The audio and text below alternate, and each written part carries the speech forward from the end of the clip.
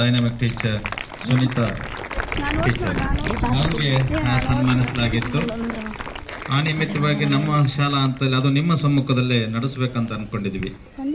ಅದಕ್ಕೆ 30ನೇ ತಾರೀಕು ಒಂದು ಮುಗಿದ ನಂತರ ಎಲ್ಲ ಶಿಕ್ಷಕರನ್ನ ಒಂದೇ ವೇದಿಕೆ ಮೇಲೆ ಸನ್ಮಾನಿಸೋಣ ಅಂತ ಅನ್ಕೊಂಡು, ಅದು 30ನೇ ತಾರೀಕಿಗೆ ಭಾಜನರಾಗಿರುವಂತವರು ನಮ್ಮ ಶಾಲೆಯ ವತಿಯಿಂದ ಯಂಗ್ ಸ್ಟಾರ್ ಇಜಾಜ್ ಸರ್ ಮತ್ತು ಅದೇ ರೀತಿ ದೇವಮ್ಮ ಟೀಚರ್ ಸಹ ಭಾಜನರಾಗಿದ್ದರು. ಅವರಿಗೆ ಸನ್ಮಾನ ಆಯಿತು. ಹಾಗೆ ಕಾಲೇಜು ಹಂತದಿಂದ ಶರಣಬಸವ ಸರ್ನ್ನು ಸಹ ಆಯ್ಕೆ ಮಾಡಲಾಗಿತ್ತು. ಅವರು ಸನ್ಮಾನಕ್ಕೊಳಪಟ್ಟಿದ್ರು. ಈ 4 ಜನರನ್ನ ಒಂದು ವೇದಿಕೆ ಮೇಲೆ ನಮ್ಮ ಶಾಲಾ ಹಂತದಲ್ಲಿ ನಮ್ಮ ಮಕ್ಕಳ ಮುಂದೆ ಮತ್ತು ಎಲ್ಲ ಶಿಕ್ಷಕರ ಮುಂದೆ ಸನ್ಮಾನಿಸೋಣ ಅಂತ ಅಂದ್ಕೊಂಡು ತೀರ್ಮಾನಿಸಲಾಗಿದೆ. ಹಾಗಾಗಿ ಇವತ್ತಿನ ಈ ವೇದಿಕೆ ಮೇಲೆ ಅವರು ಬಂದು ಆಸೀನರಾಗಬೇಕಾಗಿ ಕೇಳ್ಕೊಳ್ತಾ ಇದ್ದೀನಿ. ಇಜಾಜ್ ಸರ್ ಹಾಗೆ ದೇವಮ್ಮ ಮಿಸ್ ಮತ್ತು ಸುನೀತಾ ಟೀಚರ್ ಬನ್ನಿ. ಎಲ್ಲ ಚಪ್ಪಾಳೆ, ಜೋರಾಗಿ ಚಪ್ಪಾಳೆ. ಹೌದು,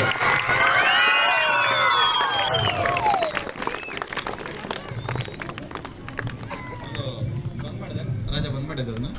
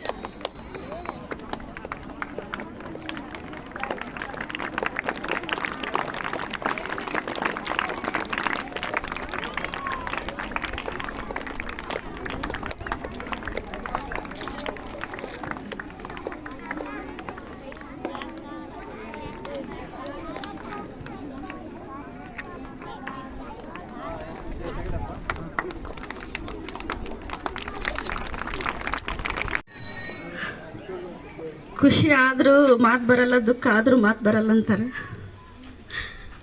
ನಾ ಜಿಲ್ಲಾ ಮಟ್ಟದ ತನ ಒಬ್ಬರೇ ಈ ಸಾಧನೆ ಮಾಡೋಕ್ಕಾಗಲ್ಲ.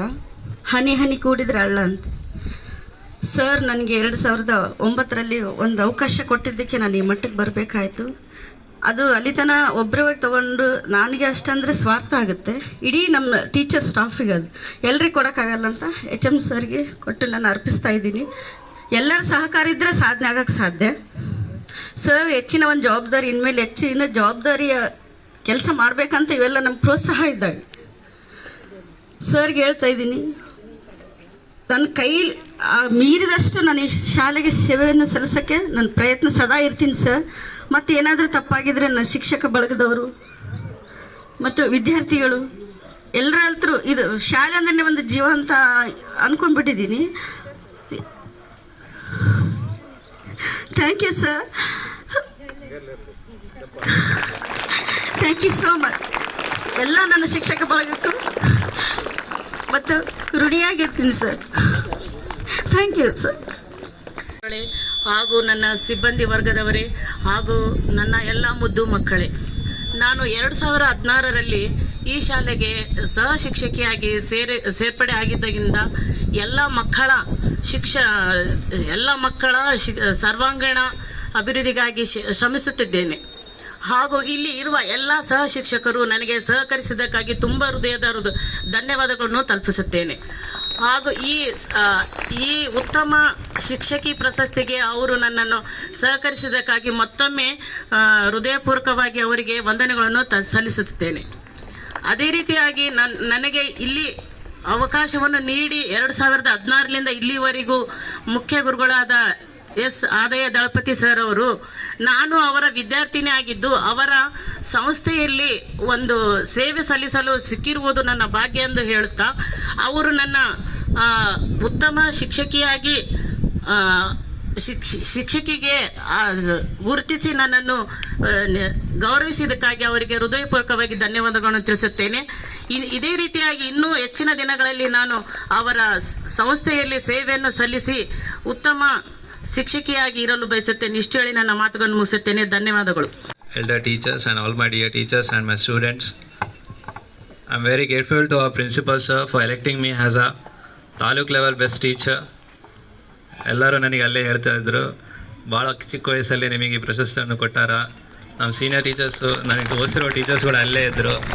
ಅವರು ಸಹ ನೋಡಿ ನನ್ನ ಇದೇ ಹೇಳಕತ್ತಿದ್ರು, ಸರ್ ನಿನ್ನ ಭಾಳ ಚಿಕ್ಕ ವಯಸ್ಸಲ್ಲಿ ಈ ಅವಾರ್ಡ್ನ ಕೊಟ್ಟಾರ, ನೀವು ಭಾಳ ಲಕ್ಕಿ ಅಂತ. ಅದು ನಿಜ. Thank you very much sir. And thank you all my senior teachers for supporting me and all my teachers. ಎಲ್ಲರೂ ಸಪೋರ್ಟ್ ಮಾಡಿ ನನ್ನನ್ನು ಈ ಪ್ರಶಸ್ತಿ ನೀಡಿರೋದಕ್ಕೆ ನಾನು ಎಲ್ಲರೂ ಸಹ ಧನ್ಯವಾದಗಳನ್ನು ತಿಳಿಸುತ್ತೇನೆ. ಹಾಗೆ 4 ವರ್ಷ, ಸುಮಾರು ಈಗ 3 ವರ್ಷ ಕಂಪ್ಲೀಟ್ ಆಗಿ 4ನೇ ವರ್ಷ ಸರ್ವಿಸ್ ನಂದು ಸ್ಕೂಲಲ್ಲಿ. ಭಾಳ ಫಾಸ್ಟ್ ಟೈಮಲ್ಲಿ, ಭಾಳ ಅಂದರೆ ಭಾಳ ಫಾಸ್ಟ್. ಒಳ್ಳೆ ಎಕ್ಸ್ಪೀರಿಯೆನ್ಸ್ ನನಗೆ. ಸರ್ ನಮ್ಮಂಥವ್ರಿಗೆ ತುಂಬ ರೋಲ್ ಮಾಡೆಲ್. ಇಲ್ಲಿ ಯಾರೇ ಯಂಗ್ಸ್ಟರ್ ಆಗಿರಲಿ, ಯಾರೇ ಈಗ ಎಜುಕೇಷನ್ ಫೀಲ್ಡಲ್ಲಿ ಇರಲಿ, ನಮ್ಮೂರಲ್ಲಿ ಅಥವಾ ನಮ್ಮ ಇಡೀ ತಾಲೂಕಲ್ಲಿ ಸರ್ ಖಂಡಿತ ಅವರಿಗೆ ರೋಲ್ ಮಾಡೆಲ್ಲು. ನನಗೆ ಸಹ ಸರ್ ರೋಲ್ ಮಾಡೆಲ್ಲು. ಖಂಡಿತ ನಾವು ಕೂಡ ಸರ್ ಯಾವ ಥರ ಸೇವೆಯನ್ನು ಸಲ್ಲಿಸಿದ್ದಾರೆ ಅದೇ ಥರ ನಮ್ಮೂರಿಗಾಗಿರಲಿ, ನಮ್ಮ ತಾಲೂಕಿಗಾಗಿರಲಿ ಅಥವಾ ನಮ್ಮ ಜಿಲ್ಲೆಗಾಗಿರಲಿ ನಾವು ಕೂಡ ಸೇವೆ ಸಲ್ಲಿಸಬೇಕಂತ ಡಿಟರ್ಮಿನೇಷನ್ನ ಇಟ್ಕೊಂಡೀವಿ. Thank you sir, thank you very much. ನಮ್ಮ ಶಿಕ್ಷಕರು ಹೆಂಗಿದ್ದಾರೆ ಅಂದರೆ ತುಂಬಿದ ಜೇನು. ಅವರಲ್ಲಿ ಅಪಾರವಾದ ಜ್ಞಾನ ಇದೆ. ಆ ಜ್ಞಾನವನ್ನು ನಿಸ್ವಾರ್ಥತೆಯಿಂದ ಸೇವೆ ಸಲ್ಲಿಸ್ತಾ ಇದ್ದಾರೆ ಸುಮಾರು ವರ್ಷಗಳಿಂದ. ನಾವು ಕೊಡುವಂಥದ್ದು ಕಡಿಮೆ, ಅವರು ಮಾಡುವಂಥ ಸೇವೆ ಇದೆಲ್ಲ, ಆ ಸೇವೆಗೆ ಒಂದು ಚಿಕ್ಕ ಪ್ರಶಂಸನೀಯ ಅಷ್ಟೇ ಇದು. ಅವ್ರ ಸೇವೆ ನಿರಂತರವಾಗಿ ಹಿಂಗೆ ಮುಂದುವರಲಿ. ನಿಮ್ಮಗಳ ಬಾಳಲ್ಲಿ ಯಾವತ್ತೂ ಚಿರಾಯುವಾಗಿ ಉಳಿಲಿ. ಈ ಸಮಾಜ ಕಟ್ಟುವಲ್ಲಿ ಅವರ ಪಾತ್ರ ದೊಡ್ಡದಿದೆ. ಒಳ್ಳೆಯ ಸಮಾಜವನ್ನು ಒಳ್ಳೆಯ ನಾಗರಿಕರನ್ನಾಗಿ ರೂಪಿಸುವ ಜವಾಬ್ದಾರಿ ಹೆಚ್ಚಾಗಿದೆ ಅವರಿಗೀಗ. ಉತ್ತಮ ಶಿಕ್ಷಕರು ಅಂತ ಹೇಳಿದ್ರೆ ಅವರ ನಡೆ, ನುಡಿ, ಆಚಾರ, ವಿಚಾರಗಳು ಎಲ್ಲವೂ ಗಮನಕ್ಕೆ ಬರ್ತವೆ ಅಂದಮೇಲೆ ಶಿಕ್ಷಣ ಸಂಸ್ಥೆಯಲ್ಲಿಯೂ ಅಷ್ಟೇ, ಹೊರಗಡೆಯಲ್ಲಿಯೂ ಸಹ ಜವಾಬ್ದಾರಿ ಹೆಚ್ಚಾಗಿದೆ ಈಗ ಅವರಿಗೆ.